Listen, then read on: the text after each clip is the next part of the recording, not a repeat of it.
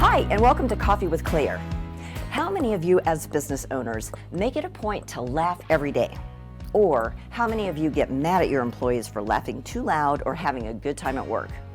Well, did you know that laughter at work is one of the best ways to develop creative thinking? Did you know that employees who enjoy their work environment are more loyal to the company, creating much less turnover? And did you know happy employees call in sick less?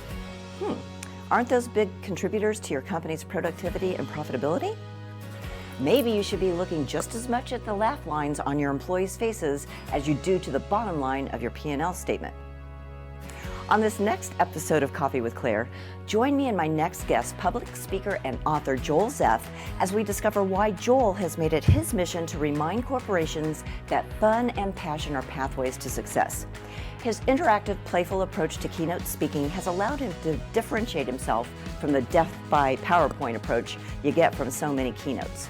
Stay tuned to learn more about his take on speaking, teamwork, and leadership viewed through the lens of mindful playfulness. Hi, and welcome to Coffee with Claire. And welcome back to all of our loyal listeners and viewers. And you know, we always love to have people who are entrepreneurs, people who give back to the community, and people who like to have fun. And so I present to you Joel Zeff. Hello. Keynote speaker, author, and of course, entrepreneur. So welcome, Jeff. Joel? Wow, already. Jeff. You know what? I married your first and last name. It happens quite a bit. Does it? I wasn't expecting it on the interview, but sure, it does happen. I'm sorry. Okay, I'll just suck it back up and It's say, nice to be here. welcome, Joel Zeff. It's very nice to be here, Cindy. I'm Claudia. You call me George. Anything. So, you know, Joel and I met a long time ago. It was... Back when I was Jeff. Yeah. Is when we met. Years ago, before I changed my name. That was a good time. I totally deserve all of that.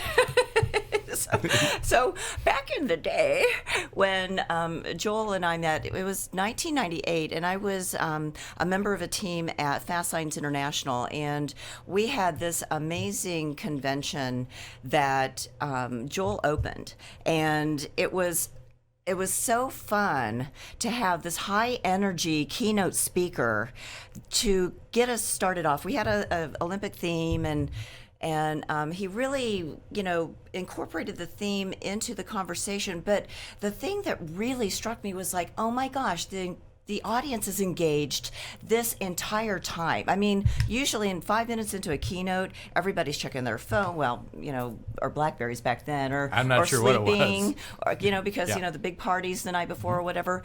But you kept everyone totally engaged. And I was just so incredibly impressed with that. Well, thank you. Oh, That's you're welcome. what I do. So you started your company back in 1994. How did you get started with everything? Well, I actually have a journalism degree. I moved to Dallas to be a newspaper reporter. So I worked for one of the papers that is no longer here. And then when that paper closed, I went into advertising, PR, marketing, worked for a couple agencies. And at the same time, I started doing improv comedy at a theater in downtown Dallas. And these two totally different worlds, this improv comedy world and this corporate PR marketing world. And I realized the skills that made each successful were quite similar. And one of my clients was Texas Instruments, and they were having this retreat and said, hey, Joel, we know what you do. Joel. Yeah, they actually called me by my, it was weird because they are so good. They called me by my actual Your real name. And which really kind of threw me. I'm like, excuse me? Usually people call me Jeff. So they said Joel, I remember specifically, which is why I worked for them.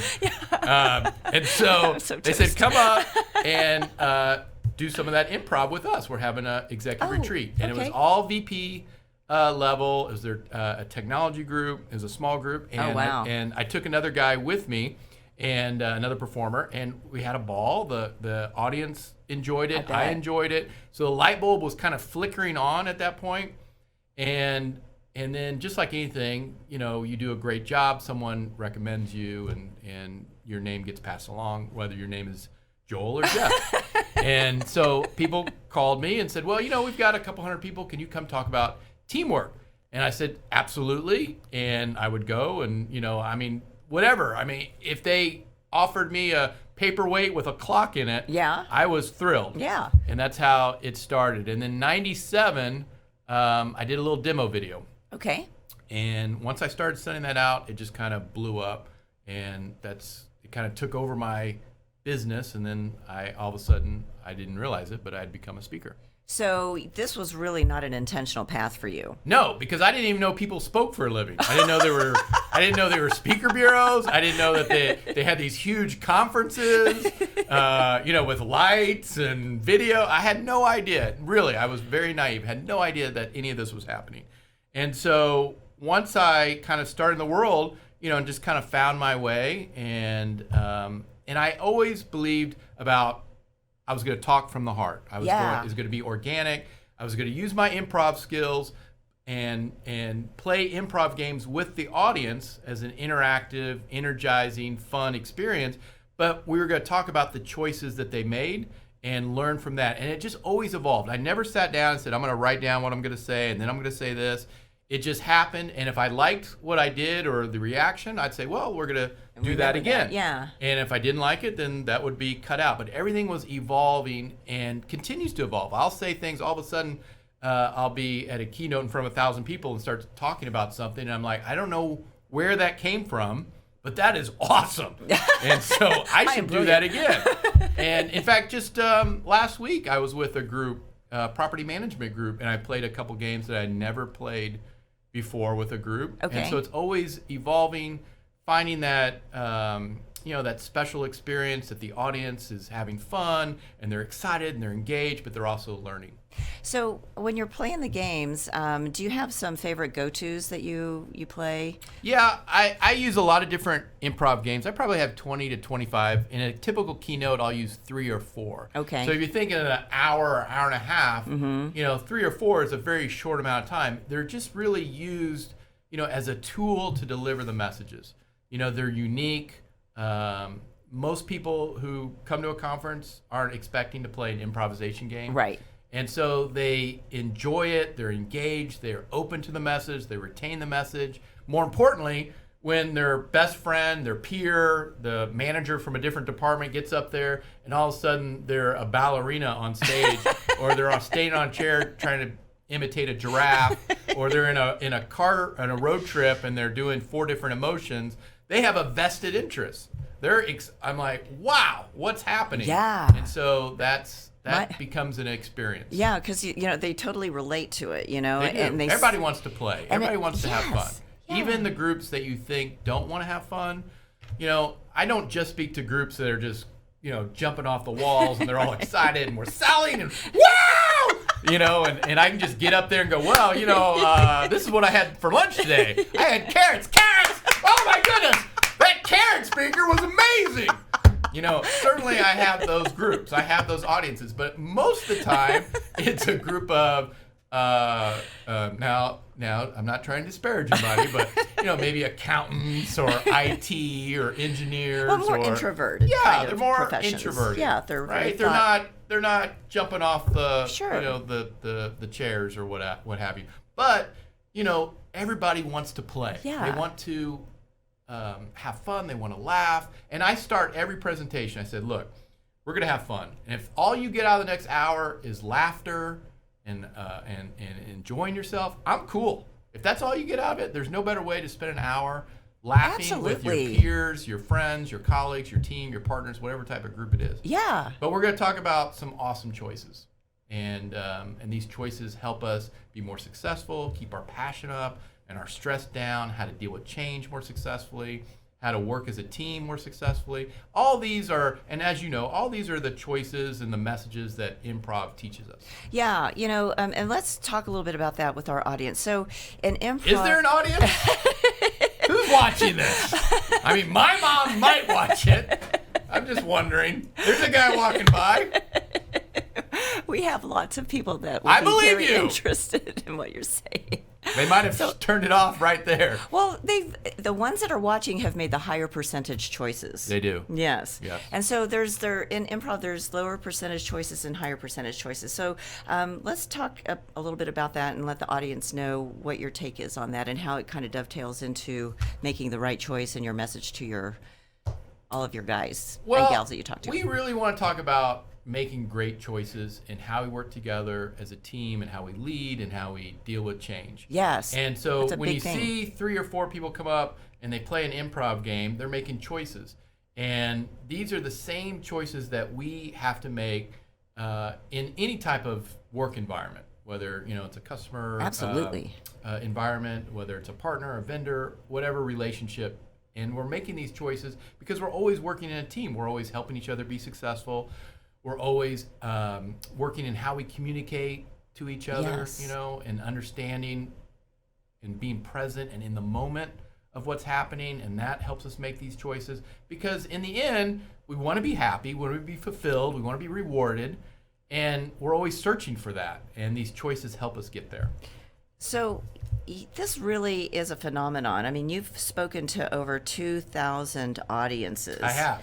And they keep asking you back. I mean, you get a lot of people I do. that ask you to come back several years in a row, right? Yes. So why do you think that they want to continue that relationship with you? You know what? First, I think you do a great job. If you take care of the customer, just like anything, they're going to want to create a relationship, a partnership. Right. And that's number one. And number two is, I kind of bring a brand. There's lots of speakers that have great messages. Lots of great Of course. speakers that have great messages. And now you say, well, I want a speaker with a great message, but I want someone that's fun and funny. I said, well, there's lots of funny people, and there's lots of funny people that speak. Now we say we want funny and we want to have a great message. Now we're talking a lot fewer speakers. Right. We say, well, it's funny, it's a great message, but we want it interactive. And now we're just talking about a very few amount. You're like the of one speakers. percenters. Yes. And so, everything's always changing and evolving. If I do these improv games, the bag it's a deep bag. And so I can do these 3 or 4 games in a keynote, and then the next time I come back, we can do 3 or 4 other games. And so it's always different. Even if I do the same game, it's going to be a different outcome because people are excited. They want to have fun. They want to be engaged. And there's just fewer and fewer opportunities for that to happen. And especially when you bring a group of people together. When you have an event, people are spending the money or the company's spending the money. You have a finite amount of time. Right. There's so much so much that you want to accomplish, but one of the things that you can do as a group that you can't do, on a webinar or a webcast is create that energy with this group of people and have fun and laugh together and, build this momentum and energy. So when they leave, they're ready to, whatever their next thing is, they're ready to go. Yeah. And that's exciting. And that's, there's certain things that you can do with a group of people and it's exciting and it's empowering and it gets people engaged. And you talk a lot about fun in the workplace, and you've got obviously a lot of passion around that. So why do you think that having fun is so important in a work environment? I think fun is, that's a really great question. I mean, my whole career has been based on fun. I mean, even when I was a newspaper reporter, when I went into advertising and PR, I always tried to find the fun. And I talk about in my book, one of my first jobs was at a movie theater. Okay. Making below minimum wage, which I'm not sure exactly how that was legal, but I know I was paid below minimum wage. Did you get tips? I know, but okay. I'm sure the statute of limitations is passed, so I think everything's okay. But you're cleaning hot dog machines and you're cleaning up people's trash and you smell like popcorn all 24/7, and so Yeah, it you're just permeates. trying to find but I always was trying to find that fun, making it fun, creating that energy, because when you're having fun, I think you're a better team member. You're better with customer service. You're better with sales. You're better with everything. You're just more. Yeah. You're more present. You're more in the moment. Everything happens for a reason, and that fun is a huge reason that makes all these other things happen. And I think we don't spend enough time. And fun is different for everybody. That's true. And one of the stories I talk about, like if you remember math class, which I'm terrible at math, which is why I'm a speaker. There's no math involved. Except for your paycheck. I don't even know. Okay. I have an accountant. And but you remember there was always that person, and my daughter's like that, where Yeah. she solves a problem And she's excited. That's exciting to solve a math problem. And that's fun for them. And that's awesome. That's not fun for me, but it's fun for them. And so you've got to find what is fun for you. What is it in your day-to-day? You know, when you go home from work and you say, oh, man, I had so much fun today. This is awesome. Yeah. Then you should write, why was it fun? There were reasons. Something happened that made it fun. And you should write that down. Well, this happened, or somebody said this to me, or this happened, or I was given more responsibility, whatever. Now you've got what a great exercise of what you need to work toward. Yeah, an exercise. It doesn't happen magically. You know, everybody thinks we're just gonna sit around and hopefully someone like brings pizza and we're gonna have fun. You know, it just comes from the sky. Yeah, pizza's fun, but I don't know. You know, after the second or third time, it might not be fun. But you know, it's you've got to be part of the fun. You can't just wait for your manager or your vice president to create the fun. You have to be part of it. Yeah. And fun is inclusive. It's about creating an energy and a passion and fulfillment. You know, fun means a lot of different things. And do you find that when you are talking with the corporate decision makers that they are somewhat taken aback by that word fun? Do you find that they feel it's too fluffy, or did you ever encounter that, or are you? I think if it gets to the point where you're talking to me, I think you're already interested in fun. Okay. I think the companies or groups that aren't interested in fun, I'm not on their radar. They probably would look not on their radar. They're like, no, thank you. We're just going to talk about PowerPoint presentations, upside down triangles, interlocking circles, and probably the cloud. It's all we've got time for. There's no time for fun. We're very serious. We're serious.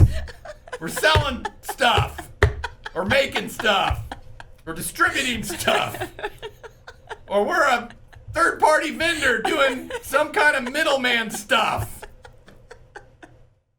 I'm crying. Well, so true. But that's where a lot of people live every day. Oh, and tell me about it. I think I'm crying because I'm sad for them.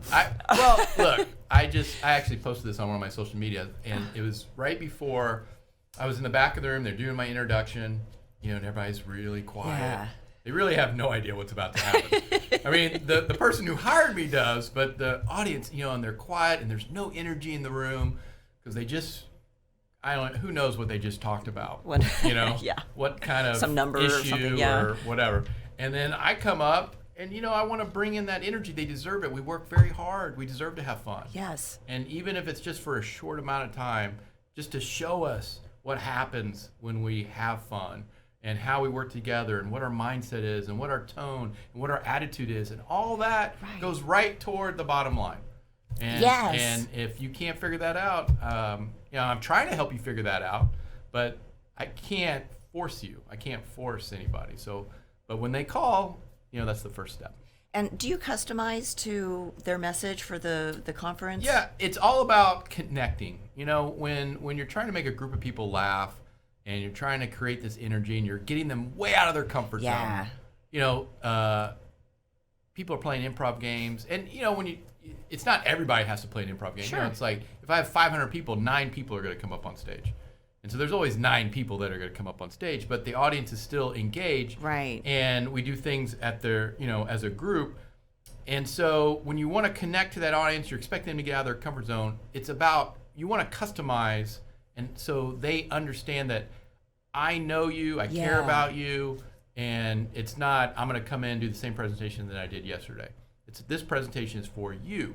Because just like when I mentioned, I talked about those engineers or IT, that's going to be different than a group of salespeople. A group of salespeople, they're going to start here on their energy level. Maybe we have a group that starts here, right? But if I get them to here, that's success. Yeah. They're never getting here. And that's okay. Mm-hmm. But their fun level is here. And by the way, my hands are moving without any, I have no idea. You have no strings attached. There's no control of my hands. No puppeteer back there. Well, so do you have in each one of your presentations key messages that you follow for each one of the presentations? Yes. What are those? Basically, like we talked about the customization. Sometimes clients just want to talk about teamwork or leadership. Sometimes we want to talk about communication or innovation. Sometimes we want to talk about change. And it's figuring out what their sun is, and the other things are planets that revolve around that sun, right? And because they're all so interrelated. And, my key messages are about creating opportunity and positive support. And when you put those two things together, it's amazing what people can accomplish. Opportunity and positive support. Okay. Because everybody wants, so we'll just talk about that message first. Everybody, you want to be fulfilled. You want to be rewarded. Right. And so, hey, we're doing an interview show. How are you, ladies? It's good. They were looking at me and they felt like the need to. They were drawn to you. I was drawn to them. Yes, like a moth. I wanted them to be happy. I think one of them called me Jeff, by the way. I don't know if you saw that. They walked by and go, is that Jeff? Is that Jeff the speaker? It is. Anyway, so I don't know if I'm going to get any business from this. But anyway, all right. So opportunity and positive support. They'll see how fun you are. Right. So fulfill. We want to be fulfilled. We want to be rewarded. And you want to create this opportunity. We all want different opportunities. Some people want the opportunity for more responsibility, or the opportunity for a different role, or to be creative, or to go to a conference, or to have more training. You got to figure out what makes you happy, what fulfills you. And you're going to be surprised twice. Once by the answer. If you're really honest with yourself, what that opportunity is. It's not more money. We all want more money. That's a given. But what is that opportunity that's going to fulfill you? And if you're really honest, it'll surprise you. And then the next step is to tell your manager, your VP, hey, this is what I need here to be happy. This is what I need here to be fulfilled. And you're going to be surprised how easy it is for them to give you that opportunity. And that's what you need, because if you don't get that opportunity, you're not going to be very happy. And eventually you're going to go find another job. Right. I don't care what the economy's like. There's always jobs. They're going to go find something else because we're searching for that happiness. We're searching for that opportunity. And then when we match it with positive support, and I challenge my audiences every day, when you go home from work, think about all the people you had contact with. Your partners, your customers, your clients, your vendors, your team. Did I give the people that deserved it that positive support, that appreciation? And if you didn't, then tomorrow, say thank you. Say I appreciate you. Yeah. We want to hear it. And when those two things happen, it's amazing what people can accomplish. And that's really the foundation. I get 3 people, they come up on stage, we do an improv game. They're creative, no matter what type of group. They're creative, they work together as a team, they're having fun, they're listening to each other, they're focused, they're helping each other, they're supportive. That's what we all want from our teams. And you're seeing this immediately out of their comfort zone. Why did that happen? Because I gave them the opportunity, and the audience members gave them positive support through laughter and applause. And you put those two things together, it's amazing what people can accomplish. That is awesome. And are all of those points in your book? I mean, tell us a little bit about the book. Make the Right Choice. This is my book, Claire, or Cindy, or whatever. Yes, all the messages from my keynote are. And this is your copy. Oh my gosh, thank you. Yeah. It's called Make the Right Choice. Yeah, you'll probably sell it in a year. Status quo, passion, creativity, and apathy. I think that's just the. Those are the 4 little road signs that are on the little front road there. signs. Yeah. You don't want to go the apathy way. You want to go the other way.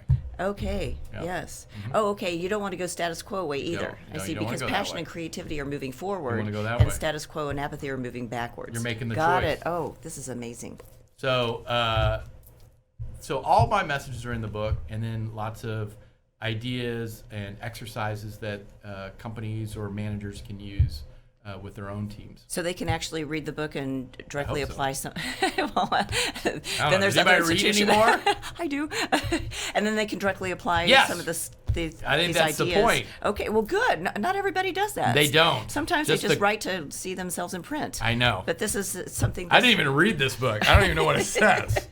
But you wrote it so you can But I kind of did. remember. Yes. And you speak about it, so you Yes, tell I people did. about it. I So did. It's all my messages in a book format, in a chapter format. So it's creating a positive, innovative, and productive work life. And Yeah. so really humor is the cornerstone of all of these successful techniques that you talk about. Yeah, using fun and humor as a tool to deliver the message, because when people laugh, they're more open to the message. Yeah. They let their guard down a little bit.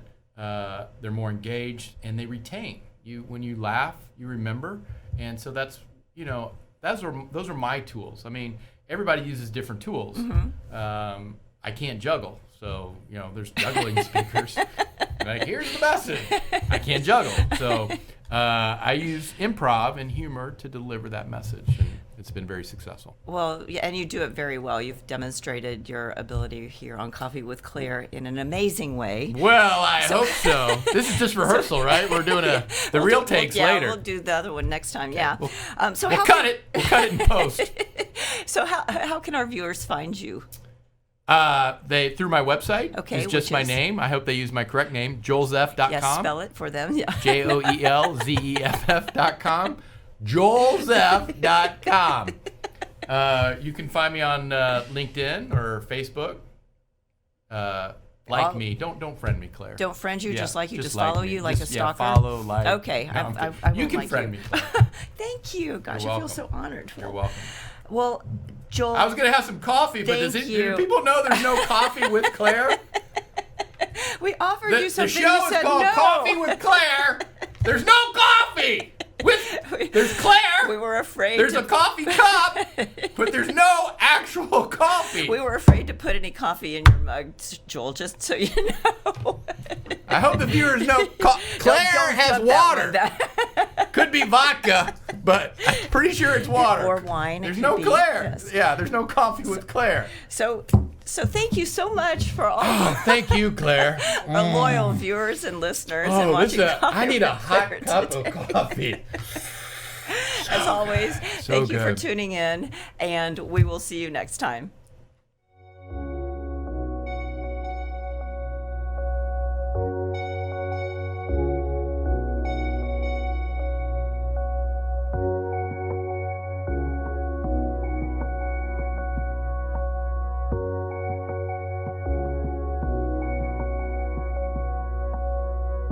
Thanks for tuning in to this week's episode of Coffee with Claire. To learn more about today's guests, visit their website or find them on Facebook. To learn more about me, Claire Billingsley, follow me on LinkedIn or visit my website at coffeewithclaire.tv. And to hear more episodes of Coffee with Claire, subscribe, rate, and review the show on your favorite podcast and social media platforms.